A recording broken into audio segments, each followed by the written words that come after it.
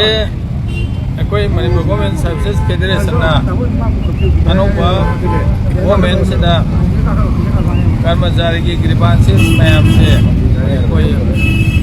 खाना नवी की दमकता मतलब ग्रुप वीडियो अपॉइंटमेंट का वीडियो होता है कोई मार्बल शेम ना है जब बता या भी इधर ऐसे जो मकायदा कोई नमतो मतलब तो बीबी इधर कोई मैम नजर है से कोई मैम पैसा सीधी ma'am Manipur government services federation की मेंबर मैम लोग डिपार्टमेंट की मैनेजर मैम कुछ नजर लगा कोई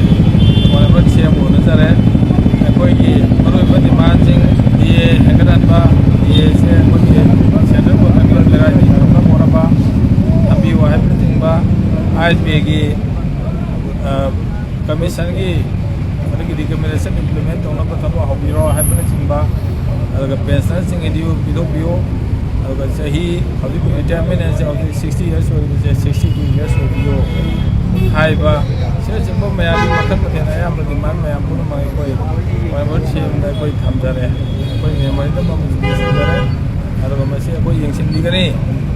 हाई भी धाल भाई कोई दर कर्मचारी में आगे डिमांड से खाना करने अभी धाल को बीपीडी अगर बीपीडी तो का हो गया कोई दा यामना सिंगई तौरनी सिंगई भी ने भी कमिटमेंट है मत ले गई अगर वो यामना कोई फेवरेबल है कोई मशीन सिंगई तो वो में से याम को ना कर्मचारी की बात से मशीन ऐसे ना होना करने भी धाल को भी है अगर लेना ना कोई सो अगर वो में से कोई रूल्स वगैरह मगा यार के थोड़ा कर्मचारी में आगे पेशेंट से दुकान से चीज़ें ऐसे कौन मतलब जो है वो अपन समझ रहे हैं